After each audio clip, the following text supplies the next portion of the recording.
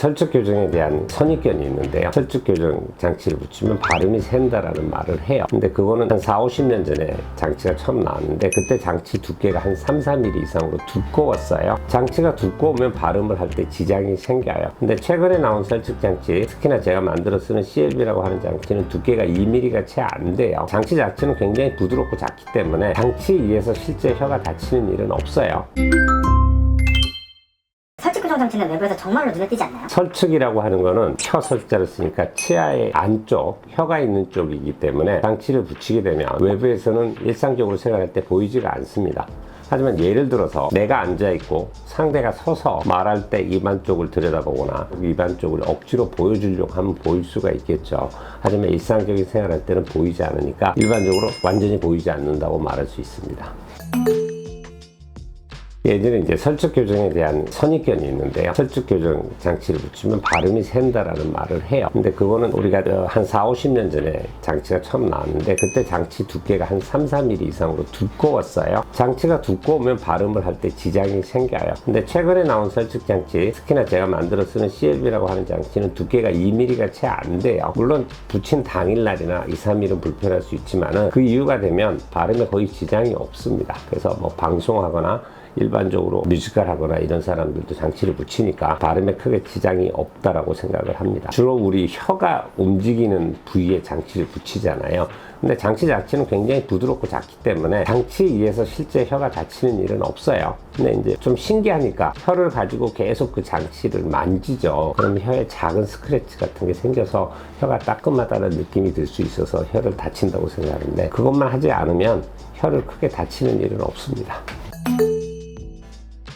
교정 치료 자체가 보험은 안 되죠. 비보험의 영역이죠. 예를 들어 이를 우리가 충치 치료하고 이를 씌울 때도 보험이 안 되잖아요. 그렇기 때문에 교정 자체는 보험은 안 돼요. 설득은 비싸다는 선입견이 있는데 예전에 실제로 장치의 가격도 순축보다는 조금 더 비싸고 해서 예전에는 뭐 2배가 비싸느니 3배가 비싸느니 그랬는데 최근에는 한 1, 20% 정도 차이 나요. 크게 차이 안 나니까 가격적인 부담은 별로 없으리라고 생각을 합니다. 우리가 교정 치료라고 하는 거는 평균적으로 한 달에 한 번 내원을 해요. 한 달에 한 번 와서 철사를 바꾸거나 아니면 철사를 쪼우거나 하는데 한 달에 한 번 하기 때문에 여행을 뭐 6개월씩 1년씩 가지는 않잖아요. 그렇지 않은 사람 같으면 해외여행 가는 거는 크게 문제 없고요. 일반적인 길지 않은 출장이나 해외여행 같은 경우는 교정 치료하고 직접적인 관계는 없습니다. 만약에 이제 여행이나 해외 출장을 갔는데 교정 장치가 떨어지거나 아니면 철사가 삐져나와서 불편하면은 그때는 저희도 말씀드려요. 뭐 밖으로 붙이나 안으로 붙이나 마찬가지인데 최대한 불편하지 않게끔 장치를 떼버리거나 아니면 철사를 잘라서 좀 편하게 지내시다 오라고 하거든요. 가끔 그런 분들이 있는데 실제 자르면은 크게 뭐 불편하지 않습니다. 그래서 너무 걱정하지 않으셔도 됩니다. 교정의 효과라고 하는 거는 내가 어느 방향으로 어떤 힘을 가했을 때 이가 움직이는 거 하는 건데 치아의 안쪽에 붙이나 바깥쪽에 붙이나 이가 움직이는 건 똑같아요. 그렇기 때문에 설득 교정을 하면 효과가 떨어진다든가 아니면 설득 교정이 바깥쪽에 붙이는 것보다 안 좋다고 하는 거는 내가 안 해봐서 그런 이야기를 하는 거고요. 이는 방향이 안쪽에서 작용을 하나 바깥쪽에서 작용하나 힘의 방향이나 힘의 크기에 따라서 이가 움직이는 거기 때문에 설득이나 순축이나 효과는 똑같다고 봅니다. 우리가 이제 일반적인 교정도 학교에서 수련을 받아서 교정을 배우죠. 대학 내에서 이제 교정 치료를 수련을 하면서 배우는데 대학병원 내에서 설득 교정을 수련이한테 가르치는 병원이 별로 없어요. 그렇기 때문에 교정 전문의가 되더라도 설득 교정을 하지 않잖아요. 그래서 설득 교정하는 게 교정 전문의 중에서도 숫자가 많지 않습니다. 그건 설득이나 순축이나 상관없는데 일반적으로 교정을 못하는 사람이 있어요. 교정을 하기 힘든 사람 아니면 교정을 했을 때 중간에 그만둔 사람들이 있어요. 저도 환자들 오면 꼭 물어봐요. 교정을 정말 하고 싶으세요? 교정 치료라는 거는 아픈 것보다는 불편해요. 그리고 주기적으로 한 달에 한 번은 내원을 해야 돼요. 그렇기 때문에 내가 정말 하고 싶어야지 2, 3년의 기간 동안을 꾸준하게 치료를 하는데 내가 별로 하고 싶지 않은데 한번 해볼까 하면은 중간에 너무 불편해서 하기 싫다는 사람이 있어요. 그건 설득이나 순축이나 똑같아요. 교정장치를 붙이는 순간부터 뗄 때까지 불편하거든요. 그걸 적응을 못하면 교정을 못하기 때문에 설득 교정을 못한다가 아니고 일반적으로 교정 치료를 할 때 내가 꼭 하겠다는 마음 자세가 없는 사람은 교정 치료를 안 하는 게 좋습니다.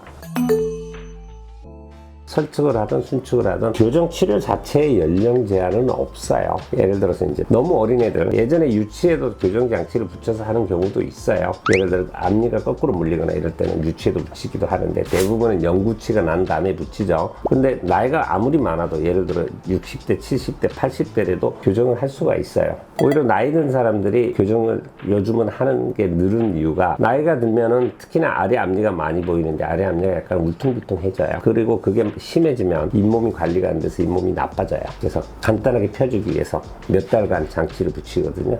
뭐 순축이나 설축이나 상관없어요. 그래서 연령하고 상관없습니다.